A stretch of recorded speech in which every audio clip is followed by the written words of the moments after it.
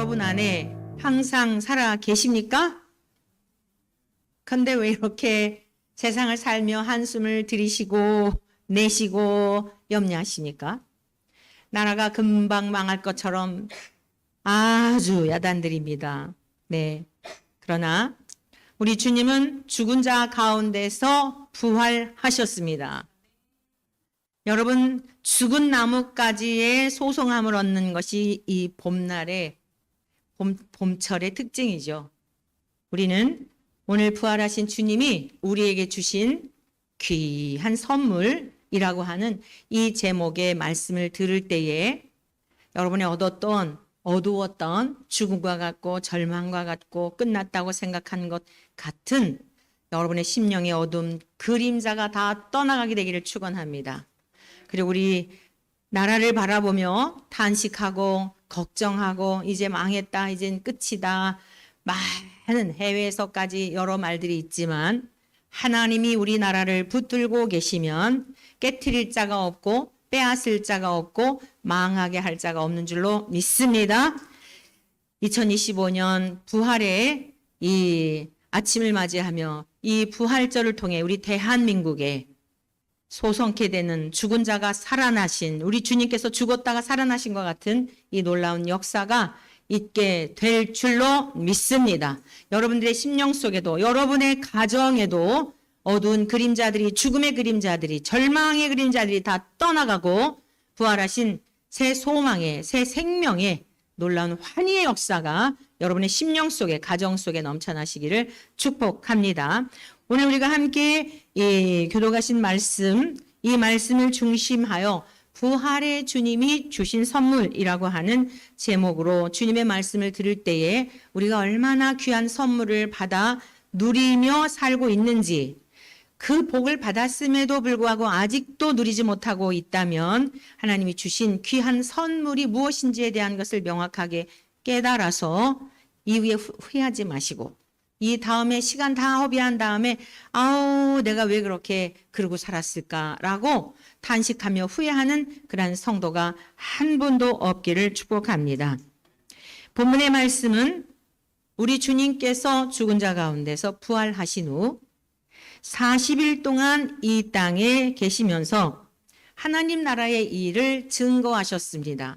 주님은 이 땅에 오실 때부터 돌아가시고 그 다음에 부활하시고 승천하시기 전까지 매우 성실하게 매우 부지런하게 한시도 허투루 살지 아니하고 전심을 다하여 하나님 앞에 충성하신 하나님의 아들 성자 그리스도이신 줄로 믿습니다. 그러면서 하나님 나라의 이 일을 여전히 돌아가시기 전에도 그러하셨지만 죽은 자 가운데서 부활하시고 40일 동안 이 땅에 계시는 동안에 그 모습은 매우 신비스러운 모습이셨습니다. 돌아가시기 전의 모습하고는 다른 모습이 부활체의 모습입니다. 오늘 저와 여러분들은 육체를 입고 이곳에 나와 예배를 드리고 있지만 예수님의 부활하신 모습은 매우 신비스러운 모습이셨습니다. 그래서 호련히 등장하시고 호련히 사라지시고 매우 신비스러운 모습입니다. 제가 오래전에 꿈을 꾼 것이 있습니다. 이건 그냥 참고하시기를 바랍니다. 참고만 하세요. 꿈은 진리가 아닙니다. 그러나 제가 이렇게 살아오는 동안에 그 꿈이 맞아떨어지고 이루어진 일들이 간간히 있었어요. 100%다 그랬다는 건 아니에요. 근데 지금 제가 여러분에게 소개해드리려는 것은 옆에 계셨는데 호련히 사라지신 그 모습에 대한 것을 설명하려는 것입니다. 몇 해 전에 이 동성애 문제로 인하여 축복식을 해서 소송이 막 하고 이러고 이럴 때 광화문 광장에 나가서 이제 내일서부터 기도해야 하는 것처럼 이렇게 기도하던 때였습니다. 제가 시골에 이제 어린 시절 중학교 때까지 시골에 산 거 다 아시죠? 저희 안방이었어요. 안방. 근데 그 안방에 저희 아버지하고 저하고 이렇게 있고 그 다음에 안방 한 가운데에 뱀이 있잖아요. 뱀. 네, 굉장히 이렇게 징그럽죠. 이 단어만 들어도 아주 징그러워요. 창세기 3장에서 하나님이 여자와 뱀은 왼수가 된다고 그래서 그런지는 몰라도 네, 물론 영적인 의미가 있어요. 그 또한 문자적인 의미 이상의 영적인 의미가 있는데 뱀이라고 하는 것은 대부분 남성들은 그렇게 막 그러지 않는 것 같은데 여성들은 매우 아주 그 소름 돋아하고 혐오스럽게 생각을 하죠. 그런데 그 안방 한 가운데에 엄청난 뱀들이 막 또아리를 들고 한 더미가 있었어요. 그리고 아주 지금도 그 눈빛이 너무 생생한데 푸른 빛에 큰 뱀이, 그 뱀이 왕초인가 봐요. 그 뱀이 아주 도끼 눈을 뜨고서 막 레이저가 쏘아지듯이 저를 이렇게 잡아먹을 듯이 보고 있었어요. 아주 큰 뱀과 그리고 막 실뱀처럼 막 또 막 이것저것 엉켜 있는 그 뱀들이 어마어마하게 이러고 있는데 제 옆에 아버지가 계셨어요. 육신의 아버지라고 하는데 육신의 아버지인데 모습이 육신의 아버지가 아니에요. 근데 아버지라는 거예요. 이 어마어마한 이러한 것들 앞에 이제 위기감을 느끼잖아요. 생명의 위협을 느끼게 되고요. 그래서 제가 보니까 아무것도 없었어요. 아무것도 없는데 여러분 이렇게 실패라고 알아요? 실패. 요즘은 아주 이 실 같은 거 담아두는 걸 예쁘고 이런 게 많은데 시골에 살 때는 종이를 이렇게 둘둘 말아서 딱딱한 종이들을 말아가지고 여기다가 실을 이렇게 감아서 그리고 그 사이에다가 바늘을 끼웠다가 그 바늘을 사용하곤 했어요. 근데 제가 이렇게 보니까 옆에 이 실패에 바늘이 끼어 있는 것이 보였어요. 그래서 이 뱀, 이 더미하고 막 저를 잡아먹을 듯이 쏘아대는 독사인지 뭔지 모르겠어요. 아무튼 막 굉장히 막 머리도 굵고 그냥 막 저를 막 향하여 이러고 있는데 이걸 어떻게 처치를 해야 되잖아요. 그래서 옆에 계신 아버지한테 제가 이것을 건네드렸어요. 그리고 그 바늘을 빼어서 드렸는데 그러면서도 생각을 했어요. 이 가느다란 바늘을 가지고 어떻게 이것을 물리칠 수 있을까라고 하였는데 아버지에게 이걸 건네드렸더니 아버지가 이것을 받으시고 바늘을 가지고 딱 그 왕초 뱀의 머리에다가 딱 꽂았더니 뱀이 소리 지르는 소리는 또 처음 들었어요. 뱀이 막 소리를 지르면서 도망가고 그 있던 모든 뱀들은 다 어디로 갔는지 순식간에 다 사라졌어요. 몇 해가 지나는데도 그 꿈이 기억이 나요. 그래서 제가 아버지가 그걸 이렇게 딱 가셨기 때문에 아버지를 보려고 돌렸는데 사라지신 거예요. 그리고 아버지라고 하였는데 아버지는 제 육신의 아버지의 모습은 아니셨어요. 그리고 사라지셨고 그리고 제가 이제 그 안방을 청소하던 그리고서 꿈을 깬 적이 있습니다. 여러분 두 가지를 저는 그 꿈을 통해서 망했다 하지만 망한 것 같다고 하지만 하나님이 하시고자 하면 사망 권세를 깨치신 주님의 권능으로 우리나라도 반드시 하나님이 붙들고 계시면 새 역사를 이루실 줄로 믿습니다. 여러분 신앙이라고 하는 것은 마지막까지 우리 주님이 죽으시면서 마지막까지 내 영혼을 아버지 손에 부탁하나이다. 모든 주권을 하나님께 맡기는 거예요. 하나님께 의탁하는 거예요. 이게 무슨 뜻이죠? 이제 하나님이 일하십시오. 우리가 다 해보았지만 죽음밖에는 없습니다.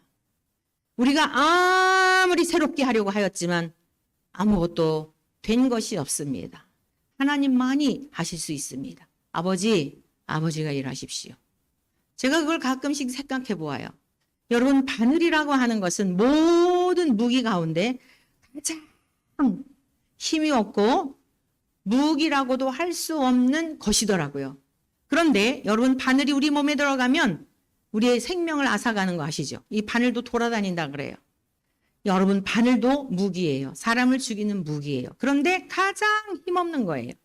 하나님은 가장 힘없는 다윗을 통하여 하나님의 역사를 이루시고 새 일을 창조하시는 분인 것을 믿으시기를 축원합니다. 그러므로 낙심하지 말고 안 믿는 자들과 같이 또 믿는다고 하면서도 우리 모두도 저도 마찬가지로 한숨이 이제는 아주 탄식이 이 습관이 되었어요. 저도 모르게 자기 밥 먹다가도 한숨을 쉬게 되고. 왜 그래? 왜 밥 먹다 한숨을 쉬? 여러분 정말 미래를 내다보면 암담한 것 같지만 지극히 작은 것, 아무 힘이 없는 것 같은 바늘일지라도 아버지께 의탁하였을 때에, 맡겨드렸을 때에 아버지는 실수가 없으신지라 그것을 가지고, 보잘것없는 바늘을 가지고 마귀의 권세를 깨치신, 마치 예수 그리스도께서 십자가에서 죽으셨으나 사망 권세를 발로 밟으시고 깨치시고, 그리고 부활하셔서 잠깐 나타나셨다가 사라지시고, 호련히 계셨다가 또 사라지시고, 이 신비스러운 모습으로 믿음이 연약한 제자들을 포기하지 않고 끝까지 붙들고 계시며, 오늘 저와 여러분들에게 이르기까지 이 생명의 말씀이, 그들이 전하였던 복음이 오늘까지 들려져서 우리가 영생에 이르는 이 영광을 누리게 되고 은혜를 입게 된 것처럼, 죽으셨으나 살아나신 주님의 권능은 이 시대에도 동일함을 믿으시기를 축원합니다. 여러분, 부활하신 예수님이 믿는 것은 쉽지가 않습니다. 우리 한번 하나님 말씀을 보실까요? 28장 17절에 있는 말씀을 보시겠습니다. 예수를 배웠고 경배하나 아직도 의심하는 사람들이 있더라. 예수를 배웠고 경배하나. 예수님께서는 제자들에게 내가 고난을 당한 다음 죽은 자 가운데서 살아날 것이라고 세 차례나 예고를 하셨습니다. 그리고 나보다 먼저 너희는 갈릴리로 가 있어라 라고도 말씀도 하셨습니다.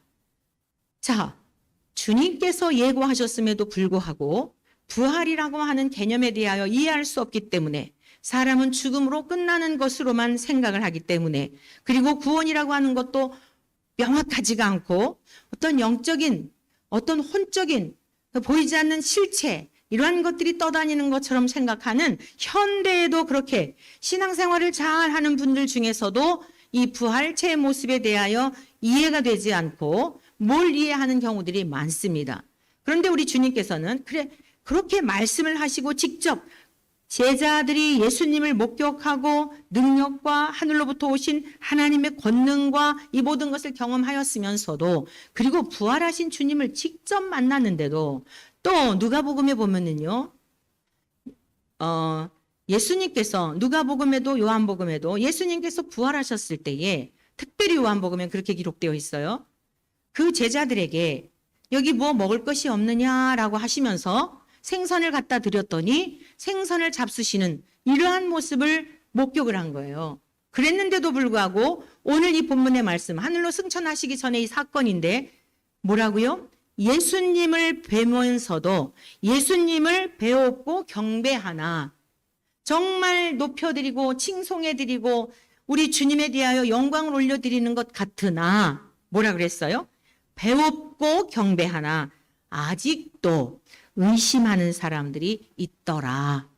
이 내가 보는 게 진짜 맞나? 예수님이 진짜 부활하신 거 맞아? 내가 이거 지금 꿈꾸는 거 아니야? 이거 환상 아니야?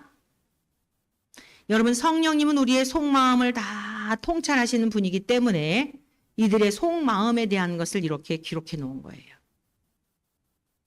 우리들의 모든 생각까지도 감찰하시는 하나님 앞에서의 삶을 사시기를 축원합니다.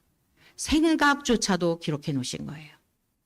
우리의 모든 생각조차도, 우리의 모든 마음 먹는 의도조차도 하나님은 실제로 판단하시는 거예요.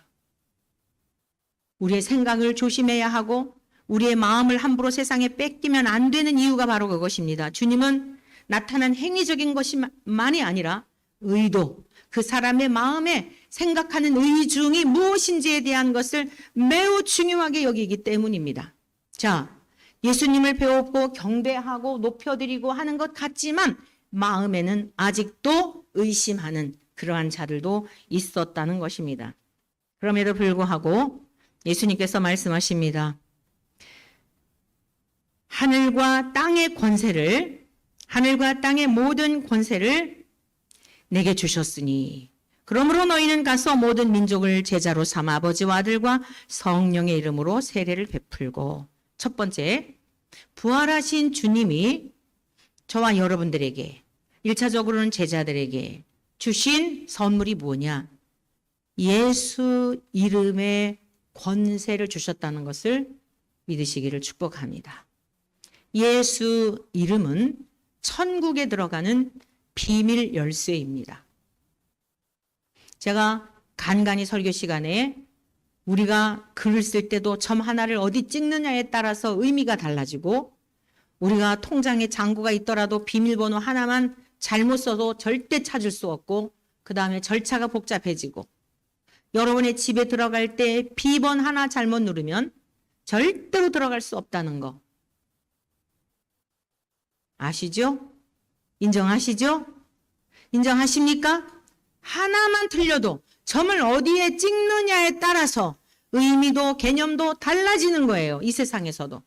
천국에 아무나 함부로 그냥 들어가는 게 아니에요.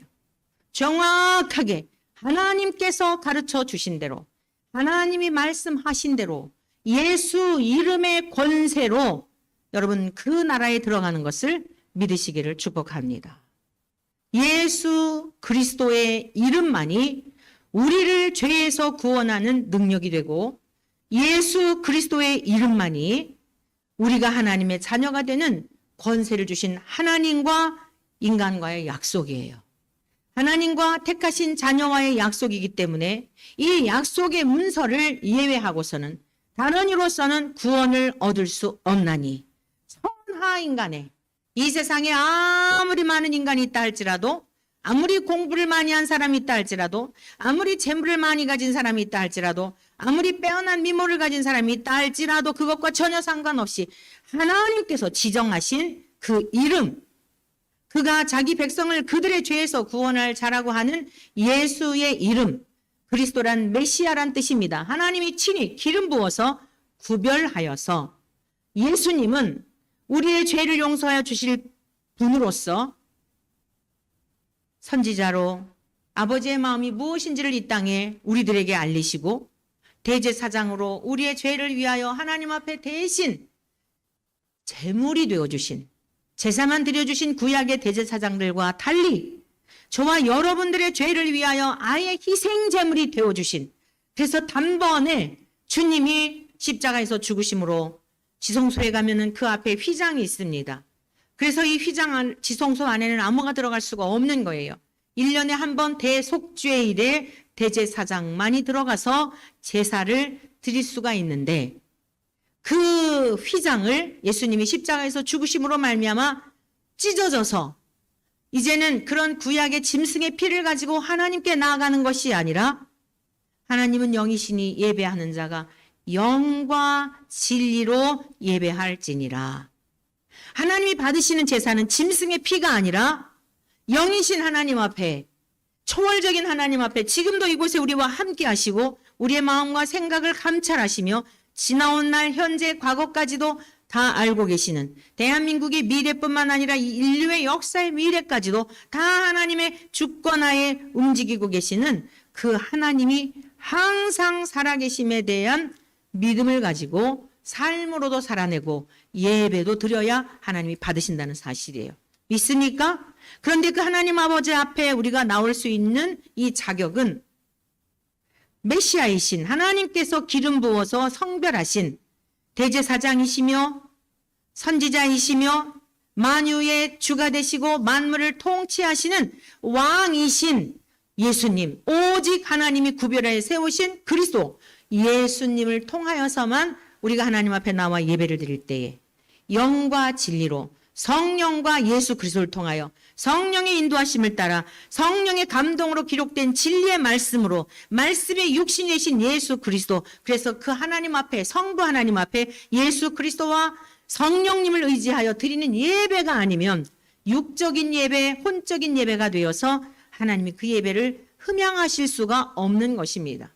그러므로 우리는 일주일 동안에 엿새 동안 세상에 살면서 마음을 빼앗기지 않도록 지켜야 하는 이유가, 늘 영이신 하나님 앞에서의 삶을 살아내다가 너무나 감격 속에 기쁨으로 하나님 앞에 예배를 드릴 때 하나님은 그 예배를 받으시고, 예배를 드리는 자들의 그 예배를 받으시며 그냥 돌려보내지 않고 평강의 복으로 존귀한 자가 되게 하시고 여호와 안에서 즐거움을 누리는 삶을 살도록, 그래서 일주일 동안 또 그렇게 하나님께서 우리가 세상 속에서도 이 세상의 많은 탕류가, 많은 파도의 물결이 우리를 휩쓸려 떠내려가게 한다 할지라도 우리 안에 내주하시는 주님이 붙들고 계심으로 승리의 삶을 살다가 또 와서 예배를 드리고 이렇게 하나님의 나라를 사는 줄로 믿습니다. 살아야 할 줄로 믿습니다. 예수 이름의 권세를 주신 겁니다. 여러분, 이것은 이 세상에서 백지수표를 갖고 사는 것보다 여러분 암행어사에게 부여된 마패를 갖고 있는 것과도 비교가 되지 않는, 여러분 영원한 하나님 나라에 들어갈 수 있는 자격을 주셨을 뿐 아니라 우리가 무엇이든지 주님의 이름으로 기도할 때에 하나님께서 예수 그리스도의 이름으로 간구하는 그 기도를 들으시고 아버지께서도 영광을 받으시며 주님께서 이 땅에 순종함으로 오셨던 우리 주 예수님도 영광을 받으시는, 기도할 수 있는 이 특권까지도 우리에게 주신 것입니다. 사랑하는 성도 여러분, 예수 그리스도의 이름의 권세를 누리시기를 축원합니다. 베드로 사도는 이렇게 고백하였습니다. 베드로전서 1장 3절 이하의 말씀인데요. 우리 주 예수 그리스도의 아버지 하나님을 찬송하리로다. 베드로 사도가요, 그 극심한 환난과 핍박과 고난 속에서도 초대교회 얼마나 핍박이 심했는지 몰라요. 그런데 어땠어요? 세상에 그러한 핍박의 물결이, 핍박의 파도가 그들을 휩쓸려 갔나요? 오히려 찬송하리로다. 우리 주 예수 그리스도의 아버지 하나님을 찬송하리로다. 왜요? 그의 많으신 긍휼대로 하나님의 측량할 수 없는 우리를 불쌍히 여기시는 그 긍휼하심을 입어 예수 그리스도를 죽은 자 가운데서 예수님을 이 땅에 보내셨을 뿐만 아니라 십자가에서 돌아가셨을 뿐만 아니라 가룟 유다의 마음속에 마귀가 예수를 팔려는 생각을 넣어주어 결국 예수님은 사람들에 의하여 죽은 것 같지만 하나님 아버지께서 예수 그리스도를 죽은 자 가운데서 부활하게 하셨다는 거예요. 베드로는 목격자였습니다. 돌아가셨는데 살아나신 것을 목격한 거예요. 성령님이 임하신 것도 경험한 겁니다. 우리를 거듭나게 하사 그뿐만이 아니라 오순절 마가다락방에 있었던 제자들 속에 예수님과 동일하신 성령님이 임재하셔서 죽었던 영이 살아나고 주님께서 하셨던 말씀을 못 깨달았는데, 듣기는 들어도 이해가 안 됐는데 이 말씀들이 다 깨달아지면서, 이것이 거듭난 자의 특징이에요. 산 소망 가운데 살게 하며 그 박해 속에서도 썩지 않고 더럽지 않고 쇠하지 아니하는 유업, 하나님 나라를 잇게 하시니 계속 대를 잇게 하시는 그 영광을 누리게 하셨다는 거예요. 그것이 자신들에게만 아니라 초대교회 성도들을 향하여, 후대에 오늘 우리들을 향하여 성령님의 감동하심을 입은 베드로는 증언하기를 곧 너희를 위하여 하늘에 간직하신 것이라. 사랑하는 성도 여러분, 저와 여러분들은 썩어 없어지는 세상에서의 어떤 유업을 얻기 위한 자들이 아니에요. 여러분, 아무리 집이 좋아도 몇 해 살면 어떻죠? 벽지도 누래집니다. 또 리모델링을 하죠. 우리가 얻게 될 하나님 나라의 유업은 그런 것이 아니에요. 믿으시기를 축원합니다. 그러면서 예수께서 나와 말씀하여 이르시되 하늘과 땅의 권세를 내게 주셨으니, 여러분, 저와 여러분들 이 세상에 담대하게 당당하게 살아가시기를 축원합니다. 나이가 든다 할지라도 기죽을 이유가 없어요. 여러분의 환경 가면 갈수록 척박하다 할지라도 기죽을 필요가 없어요. 왜? 우리가 그토록 소망하던 주님의 나라가 점점 가까워오고 믿음으로 예배를 드렸던 주님을 만나뵐 그때가 다가오고 있기 때문입니다. 바울은 이렇게 고백했습니다. 무릇 하나님의 영으로 인도함을 받는 너희는 곧 하나님의 아들이라. 사랑하는 성도 여러분, 하나님의 영으로 성령님으로 말미암아 인도함을 받고 계십니까? 그러면 하나님의 아들, 딸들인 줄로 믿습니다. 다시는 종의 영을 받지 아니하고 마귀가 주는 생각을 따라 살아가는 자들이 아니라 양자의 영을 받았으므로 하나님의 자녀라고 하는 이 특권을, 이 은혜를 입게 되어 하나님 나라 생명록에 기록이 되었으므로 우리가 하나님을 아빠, 아버지라고 부르짖는다라고 고백하고 있습니다. 성령이 친히 우리의 영과 더불어 성령 하나님이 우리 안에서 하나님을 아버지라 부르는 것에 전혀 어색하지 않고 부담스럽지 않고 낯설지 않고 언제라도 하나님 아버지라고 부를 수 있는, 여러분, 이러한 것은 우리 안에 내주하시는 성령님이 우리를 일깨워 주시고 우리를 인도해 주시기 때문인 것입니다. 여러분, 하나님께서 늘 우리와 함께 하신 아버지와 자녀의 관계 속에 이제 함께 하심에 대한 믿음을 가지고 살아가시기를 축복합니다. 자녀이면 또한 상속자다라고 고백하고 있습니다. 우리가 하나님을 아버지라고 부른다면 그 나라를 유업으로 이을 상속자라는 것입니다. 그러므로 우리가 하나님의 자녀가 되었다고 한다면 이제 우리 주님이 받으신 고난도 함께 받기 위하여 그 영광을 우리가 지금 누리게 되었다면 주님이 당하셨던 고난도 피하지 않는 우리 모두가 되시기를 축복합니다. 사랑하는 성도 여러분, 고린도후서 13장 5절에는 이와 같이 기록되어 있습니다. 너희는 믿음 안에 있는가? 자신을 시험하고 너희 자신을 확증하라. 때마다 순간마다 내가 정말 믿음 안에 서 있는지 우리 자신을 확증하라는 것입니다. 예수 그리스도께서 너희 안에 계신 줄을 너희가 스스로 알지 못하느냐? 우리 안에 주님이 함께 하심에 대한 것을 알지 못한다면 굉장히 충격적인 말씀인데 너희는 버림받은 자니라. 성도 여러분, 이 세상은 너무나 급박하게 아주 급박하게 돌아가고 있습니다. 그래서 은혜 받을 자들에게 막 은혜를 베푸시고 깨어나는 자들이 막 깨어나고 둔한 자들은 무슨 일인지도 전혀 감각을 느끼지 못하는, 이제는 이것도 좋고 저것도 좋고 이것저것이 아닌 시대가 여러분 지금 우리가 살고 있는 시대입니다. 깨어서 늘 주님이 내 안에 계심에 대한 이 믿음과 확증을 가지고 언제라도 주님 오라 하실 때에 언제라도 우리 주님이 이 세상에 반드시 하늘로 가시며 다시 오시마 약속하셨는데 다시 오시마 약속하신 그 날에 한 영혼도 잃어버린 자가 없기를 축복합니다. 모두 구원에 이르기를 축원합니다. 두 번째 어떤 복을 주셨는가? 잃어버린 복을 회복해 주셨습니다. 여러분 가끔씩 어느 분들이 사업을 하다가 사기를 당해서 돈을 잃어버렸다. 과거에 저희 교회에 나오던 어떤 분이 90년도 후반에 4억여 원을 잃어버렸어요. 사기를 당한 거예요. 4억 원. 여러분 90년도 그쯤에 4억이면 이 시대에 40억쯤 되는 가치가 있는 그 가치예요. 저희가 저 의정부에 있는 땅을 4,000평을 4억에 산 적이 있어요. 이쪽에 종교부지 중계동에 있는 종교부지를 그걸 다시 해약해갖고 종교부지를 200평에 4억에 산 적이 있어요. 지금 그 수십억 땅이 되었어요. 여러분 그때 당시에 사기를 당해가지고 그리고 완전히 가정이 풍비박산이 되어서 이혼하고 찢어지고 이러고서 저희 교회를 어느 분이 소개를 해주어서 나오게 되었어요. 같이 성경 공부를 하고 40일 동안 작정 기도를 하고 놀랍게 그 돈도 찾았어요. 놀랍게 하나님께서 가정도 회복해 주셨어요. 중요한 것은 그 이후가 중요하죠. 어찌되었건 그 잃어버린 돈을 찾았을 때 얼마나 기쁠까요? 여러분 그 엄청난 돈을 잃어버렸을 때 너무너무 기쁘지 않겠습니까? 감각들이 없으셔 다.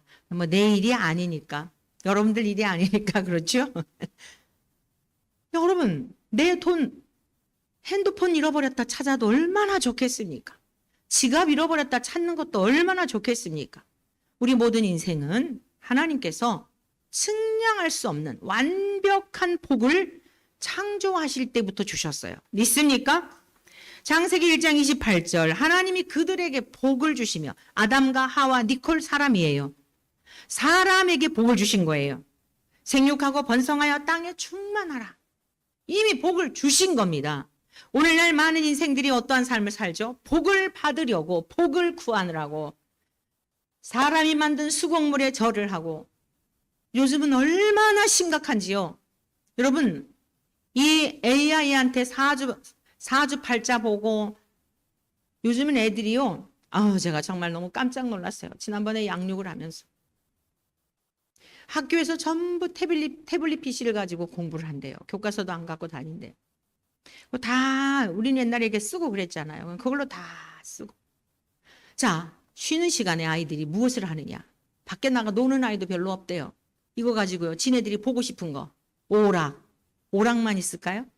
집에서 보지 말라고 하는 거. 앱 깔아가지고 쉬는 시간에 AI하고 이야기하고 AI가 하는 얘기에 따라서 울고 웃고 좋은 얘기 해주면 기분이 좋고. 보통 심각한 게 이게 지금 초등학교 교육이에요. 초등학교. 멀리 있는 얘기가 아니에요. 제가 직접 들은 이야기예요. 어린아이가 이야기하기를 우리 학교 이제 망했어요. 여러분 아이들을 전부 기계화하고 생각이 없이 그냥 멍 때리고 그리고 집에 와서 뭐 할까요? 또 학원 갔다가 왔다가 또 시간 날 때 뭐 할까요? 그거 마저 보던 거. 부모님이 요즘은 거의 다 맞벌이 부부 하잖아요. 보통 심각한 게 아니에요. 가슴에 정말 통곡이 나오더라고요. 응? 통곡이 나와요. 어제 오늘의 이야기가 아닙니다. 모든 인간들을 아무 생각도 없이 개념도 없이 그리고 이제 하루 마치고 자는 거예요. 또 새로 똑같은 삶을 반복하는 거예요. 여러분 그러다가 내 기분이 나쁘면 무슨 짓 못하겠어요? 아무런 생각을 할 수가 없는데 전부 다 사람을 기계화 만들어 생각도 없고 마음을 지킬 그럼 어디서 그런 걸 배워요? 속상하면 AI한테 물어보는 거예요. 내가 이러이러한 일이 있었는데 그래가지고요 저희 큰딸한테 이런 상황을 얘기했더니 마음 카페 들어가 보니까 더 심각하대요. 그 AI하고 얘기해가지고 그걸 통해서 막 눈물이 났다는 뭐 엄마를 너 정말 속상했겠구나. 너 정말 막 힘들었겠구나. 이런다는 거예요 AI가. 그러니까는 이거는 남편한테도 들어보지 못한 얘기. 이건 무슨 뭐 다른 친구들한테도 자기 속에 있는 이야기들을 주거니 받거니 하니까 여러분 친구 없어도 되겠네. 남편 없어도 되겠네. 결혼하지 않아도 되겠네. 이 세상에 더 이상 소망이 있다고 생각하십니까? 가면 갈수록 더 심하겠지. 여러분 가면 갈수록 더 사람들을 미혹하고 사람들의 영혼을 도적질하고 하나님을 생각할 수 없도록 만들어가겠지. 여러분 더 좋은 세상이 올 것이라 생각되십니까? 복을 구하는 거예요. 평안을 구하는 거예요. 만족을 구하는 거예요. 그런데 하나님은 이미 세상을 창조하시고 완벽하게 창조하신 다음 마지막 다 보기에 좋게 심히 기뻐하시며 마지막 아담과 하와를 창조하신 하나님 그들에게 이미 복을 주신 겁니다. 생육하고 번성하여 땅에 충만하라. 땅을 정복하라. 땅을 다스려라. 권력으로 힘으로 다스리지 말고 내가 사랑으로 너희를 다스리는 것처럼 너희들도 사랑으로 다스려라. 우리는 다스림이라는 이런 용어를 들을 때마다 완전히 그냥 막 이 트라우마가 있습니다. 하나님 우리에게 다스리라고 한 것은 사랑으로 다스리라는 거예요. 가정에서 아버지 어머니가 자녀들을 양육할 때도 내 생각과 내 뜻대로 가르치지 말고 하나님의 말씀과 교양과 훈계로서 가르쳐야 되는 거예요. 하나님의 말씀과 교양과 훈계로서 다스려야 되는 거예요. 이 다스림이라고 하는 것을 굉장히 불편하게 생각하는데 나라의 주권자들도 마찬가지예요. 주장하는 자로 갖지 말고 아비의 마음을 가지고 그렇게 나라를 통치해야 되는 것입니다. 사주도 마찬가지예요. 이게 하나님의 질서예요. 그럼 밑에 있는 자녀들은 어때요? 부모님을 공경하고 부모님의 말씀을 순종하고 하나님께 대하듯. 그러면 그 가정이 다툼이 있겠습니까? 지옥과 같겠습니까? 천국인 것이지요. 부모님은 사랑으로 자녀들에게 말씀과 교양과 훈계로 가르치고 자녀들은 부모님을 하나님께 대하듯 함부로 여기지 않고 경홀히 여기지 않고 말씀 하나하나를 삶에 순종하며 실천하며 살려고 하니 아이들의 인격이 얼마나 반듯하겠습니까? 언어가 어떻겠습니까? 천박하고 욕지거리를 하고 기분 나쁘면 누구를 죽이겠다고 하고 실제 죽이고 그런 일이 있을 수 있겠습니까? 하나님이 본래 창조하셨던 모습은 생육하고 번성하여 땅에 충만하라. 서로 사랑하여 자녀를 낳고 내가 명한 네 말씀대로 계명대로 너희들이 준행하며 자녀들에게도 그렇게 가르치고 그 모습을 보고 자녀들이 또 나아가서 생육하고 번성하여 죽은 다음에만 천국이 아니라 에덴에서의 아버지가 아담과 하와와 같이 사시면서 보여주셨던 것처럼 너희도 그렇게 살아내라고. 그게 행복이고 그게 만족이고 그게 기쁨이고 그게 에덴인 것입니다. 그런데 어땠어요? 단 한 가지, 하나님의 말씀을 불순종하였기 때문에 하나님과 함께, 하나님은 거룩하시고 죄가 없는 분이라 죄인과 살 수가 없는 거예요. 그래서 이별하게 된 겁니다. 그 복을 잃어버린 거예요. 하나님에게 있는 좋은 것들을 잃어버린 거예요. 사랑의 형상이 깨져버린 겁니다. 그리고는 이기적인 극단의 이기주의가 되고 이타적으로 너를 위해서 희생하고 사랑하고 기뻐하고 베풀고 이게 에덴 동산에서의 삶이에요. 내 뼈 중에 뼈, 살 중에 살이다. 너 보는 것만으로도 행복해. 그랬는데 조건적이고 아주 배타적이고 이런 삶으로 전락이 된 겁니다. 그런데 예수님이 오셔서 보여주셨잖아요. 하나님 앞에 지극한 마음으로 순종하시는데 죽기까지 순종하심으로 말씀을 그대로 살아내셨더니 어땠어요? 처참하게 돌아가신 것 같았지만 아주 세상에서 망한 것 같고 저주받은 것 같았지만 주님은 사망 권세를 깨치시고 다시는 죽지도 아니하는 다시는 불완전하지 않는, 다시는 고통도 없는, 갈등도 없는, 여러분 온 만물을 통치하실 수 있는 그 권세를 우리 주님께 성부께서 허락하여 주셔서 그 영광을 누리게 된 거예요. 예수 그리스도를 믿는 자들은 우리가 예수님만 보고 그랬구나 이게 아니라 그 예수님을 모셔드려서 우리 안에 주님과 함께 연합이 되었기 때문에 우리도 그 삶을 사는 거예요. 믿습니까? 잃어버린 복을 회복했다는 것은 아니 돈을 잃어버렸다가 찾으면 어떻게 되죠? 돈을 쓰게 되잖아요. 찾는 자체가 목적입니까? 적당한데 사용하기 위해서죠. 잃어버린 것을 찾았다는 것은 잃어버린 농토를 찾았다는 것은 농사를 지어서 또 결실을 하여 먹고 살기 위한 것이잖아요. 우리 주 예수님이 죽은 자 가운데서 부활하시고 그 생명의 값을 지불하셔서 저와 여러분들을 속량해 주셨다는 값으로 샀다고 한다면 우리는 이제 그 은혜 아래 하나님께서 주셨던 본래적인 그 복을 회복한 자가 되어 성경 전체의 가르침인 하나님을 전심을 다해 사랑하고 그리고 우리 주님이 우리를 사랑하신 것 같이 가정에 돌아가서 아내를, 남편을, 자녀를 이렇게 사랑하는 거예요. 그러니 가정이 얼마나 행복하겠습니까? 가정이 얼마나 평화롭겠습니까? 한 성령 안에서 한 마음을 품고 서로 교통하며 서로를 긍휼히 여기며 주님께서 교회를 사랑하심처럼 주님께서 저와 여러분들을 사랑하심처럼 자신의 몸을 주시면서까지 사랑하심처럼 남편이 아내를 사랑하고 겸손한 마음으로 성도가 주님을 섬기는 것처럼 아내가 남편을 향하여 공손한 마음으로 겸손한 마음으로 죽게 대하듯이 이 사람이 못됐든지 뭐했든지 하나님의 판단에 맡기고 여러분 그러고 살아갈 때에 그 가정에 왜 갈등이 있으며 왜 그 가정에 사는 아이들이 두려워하고 불안해하고 눈치 보며 자꾸만 PC나 하는 거 좋아하고 밖에 나가 친구들 만나는 거 좋아하고 부모님이 집에 안 계시는 게 좋아하고 이런 지경이 될까요? 뭔가 많이 잘못됐다는 생각이 드시지 않습니까? 예수님의 죽음은 실제가 되어야 합니다. 우리의 죽음이 되어야 할 줄로 믿습니다.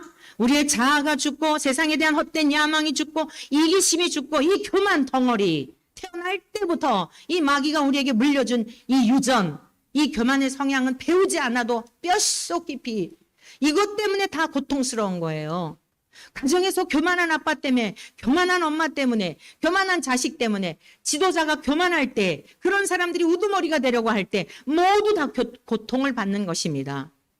오늘 대한민국의 소망은 우리 예수님께서 자신을 주시어서 죽기까지 우리를 사랑하시고 순종하심과 같이 이러한 지도자가 정말 하나님이 준비하신 이 절망 중에 이런 지도자가 나타나게 될 때에 하나님 우리 대한민국을 모두 다 망했다고 하지만 해외에 있는 사람들까지도 그러지만 하나님이 청소하셨구나 놀라운 섭리가 있구나. 대한민국이 앞으로 어떻게 무슨 일을 하려고 그러지? 세계인이 주목을 하는 이러한 대한민국이 되도록 우리는 기도해야 할 줄로 믿습니다. 정말 문화나 예술이나 체육이나 이런 천재들만 있는 게 아니라 대한민국에는 이 시대를 이끌어가고 세계를 이끌어갈 놀랍다. 하나님의 사람들이 숨겨져 있구나. 앞으로 행할 일들이 기대가 된다. 미국도 이제 망했다 그러고 일본도 이젠 앞으로 대지진이 일어나서 얼마가 몇십만 명이 죽어간다. 여기저기 아우성인데 대한민국을 통해서 이 세계의 역사의 흐름을 바꿔놓겠구나. 우리 기대해보자. 대한민국 망했다고 생각했는데 그게 아니었구나. 쓰레기들을 다 치우고 뱀으로 똘똘 뭉쳐있는 모든 것들을 다 그 더러운 뱀의 머리를 깨치신 하나님의 권능으로 대한민국이 새롭게 되는 이러한 일이 있구나. 세계 많은 이들이 주목하는데 땅 끝까지 이르러 복음이 전파되면 주님이 오시마 약속하셨는데 그 일을 감당하는 마지막 시대의 마지막 선교국가로 쓰임받는 대한민국 우리의 조국이 되도록 기도해야 할 줄로 믿습니다. 잃어버린 복을 주심으로 하나님과의 그러한 좋은 것들을 주심으로만 끝난 게 아니에요. 예수 그리스도의 이름의 권세를 가진 자들에게 모든 민족으로 제자로 삼으라고 명령하신 거예요. 하나님 나라를 이제 우리가 회복하고 예수 그리스도를 통하여 새 생명을 얻은 하나님의 계획이 뭐냐? 모든 민족으로 제자를 삼기를 원하시는 겁니다. 오늘 한번 이 성경 어디든지 보십시오. 부활하신 주님께서 우리에게 무엇을 주시려고요? 우리 주님께서 지금 무엇을 주시려고 이 말씀을 하셨어요? 너희들이 세상에서 더 잘 살게 될 거야. 너희들 땅이 늘어날 거야. 기업이 잘 될 거야 라고 말씀하셨습니까? 아니에요. 오늘 주님께서는 부활하신 주님이 하늘로 승천하시기 전에 잃어버렸던 복을 회복하여 주시며 하신 말씀이 무엇입니까? 모든 민족으로 너희는 가서예요. 가서. 얌전히 앉아있어 오는 사람에게가 아니라 가서 여기저기 다니면서 만민에게 모든 민족으로 제자를 삼아 아버지와 아들과 성령의 이름으로 세례를 베풀고, 여러분 성부와 성자와 성령 하나님에 대한 것을 우리가 바르게 이해하게 되면 여러분 그 안에서 우리는 충만한 은혜를 누리게 될 줄로 믿습니다. 세례를 베풀라 그랬어요. 여러분 평신도인데 어떻게 세례는 아무나 베푸는 게 아닙니다. 목사 안수식을 할 때에 이제 금주 금요일 날 서울연회나 각 연회들이 이제 연회를 해요. 1년에 한 번 연회를 하는데 마지막 날에는 목사 안수식이 있고 은퇴식도 있고 그래요. 안수식 할 때에 목사님들이 이제 안수를 합니다. 그러면서 어떤 권위를 주냐면 성례전을 할 수 있는 권위를 주는 거예요. 세례를 베풀 수 있고 성만찬을 할 수 있고 아무나 하는 게 아니에요. 그러면서 그것을 할 수 있는 자격까지 부여되는 거예요. 이게 안수식이에요. 목사 안수식. 이 세례 의미가 뭐죠? 세례라고 하는 것은 나는 이제 과거에 대하여서 청산하고 지금까지는 하나님 없이 내 마음대로 살아왔지만 이제는 하나님의 말씀대로 뜻대로 살겠습니다. 나는 과거에 대하여 죽은 자이고 나는 이제 예수 그리스도로 말미암아 다시 산 자가 되어 주님 모시고 주님 안에서 산 자가 되었습니다라는 신앙의 고백인 거예요. 저와 여러분들이 가서 많은 사람들에게 만민에게 복음을 전파하고 그들을 옛 생활을 청산하고 주님께로 돌아와 새 생명을 얻은 자로서의 삶을 살아내도록 초청을 해야 할 사명을 우리에게 주신 거예요. 부활 생명을 얻은 자, 부활하신 예수님을 믿는 자들에게 특별한 선물을 주셨는데 안 믿는 사람이 이런 걸 어떻게 압니까? 저와 여러분들에게 이 사명을 주셨음을 믿으시기를 축원합니다. 예수 그리스도의 이름으로 말미암아 모든 사람을 제자로 삼아 아버지와 아들과 성령의 이름으로 세례를 베풀 때에 하나님의 자녀가 되는 그러한 권세를 허락하여 주신 것입니다. 그리고서는 내가 너에게 분부한 모든 것을 가르쳐 지키게 하라고 말씀하셨어요. 세 번째 약속은 무엇인가? 임마누엘의 약속이에요. 임마누엘의 약속. 세상에서 가장 귀한 복이 임마누엘의 복이에요. 하나님이 나와 함께 하신다. 자녀들에게 있어서 가장 귀한 복이 무엇이고 원하는 게 뭘까요? 인자한 아빠, 인자한 엄마, 사납지 않고 정말 인성면에나 영성면에나 모든 면에 두루 갖추어져 있어 그 부모님과 함께하면 마음이 평화롭고 마음이 기쁘고 세상에 어떤 것도 부럽지 않은, 대재벌집도 부럽지 않은, 그냥 부모님과 함께하고 있는 그 자체만으로 아무런 염려도 없고 아무런 근심도 없고 모든 시름을 잊고 부모님과 함께 먹고 마시며 사는 거 아니겠어요? 근데 이 땅에서 그런 가정이 사실 얼마나 될까요? 숙제했니? 학원 갔다 왔니?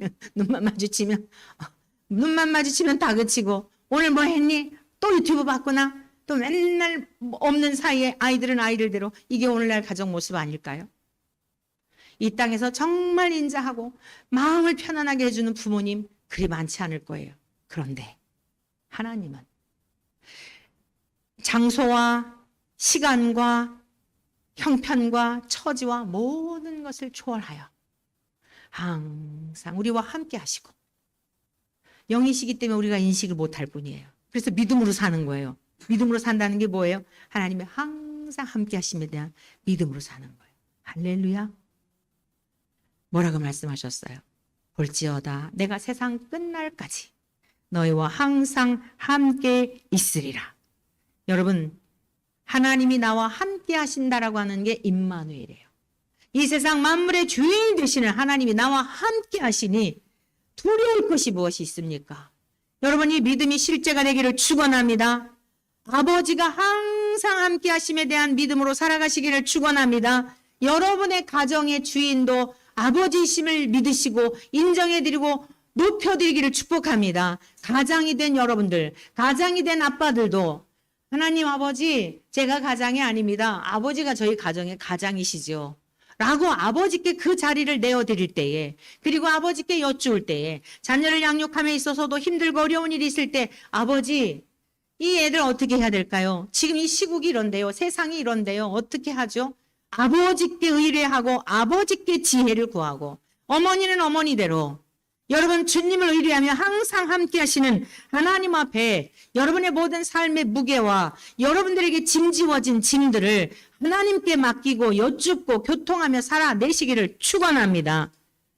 누가복음 22장 28절에는 이와 같은 말씀이 있습니다. 너희는 나의 모든 시험 중에 항상 나와 함께한 자들인즉 내 아버지께서 나라를 맡기신 것 같이 나도 너희에게 맡겨 너희로 내 나라에 있어 내 상에서 먹고 마시며 또는 보좌에 앉아 이스라엘 12지파를 다스리게 하려 하노라. 무슨 말씀인가요? 여러분, 우리 주님께서 사랑하는 제자들에게요. 제자들이 예수님께서 가시는 곳마다 함께 동행들 했잖아요. 근데 예수님께서 고난을 당하실 때에 이들도 조롱을 당하고 이상하게 여김을 당할 때 같이 있는 사람도 같이 욕먹잖아요. 여러분 전도할 때 보면은 아주 신기하게 딱 구분이 되잖아요. 우리가 띠를 두르고 나가죠. 그러면 딱 구별이 되는 거예요. 우리는 원천교인입니다. 이러는 거예요. 그러면 제가 말씀을 전할지라도 저와 함께 있기 때문에 애꿎은 여러분들을 향하여 눈흘김을 당하고 미쳤다는 소리 듣고 별의별 욕을 여러분들도 먹잖아요. 저는 말씀을 전하니까 또 일부러 안 봐요. 그런 거 보면은 이게 그러니까 도움될 게 없잖아요. 전할 말씀을 전하는데 함께 있는 여러분들은 다 방패막이 하는 거예요. 제자들이 그러했어요. 주님이 그것을 너무 귀하게 여기셨어요. 다시 한번 우리 같이 성경을 찾아서 여러분의 눈으로 확인해 보십시오. 누가복음 22장 28절에 있는 말씀을 찾아서 함께 보시기 바랍니다. 여러분 자신에게 주시는 말씀이다라고 여러분 마음으로 여러분의 신비에 새겨서 묵상할 수 있고 상고할 수 있기를 바랍니다. 누가복음 22장 28절 다 같이 다시 한번 읽습니다. 시작.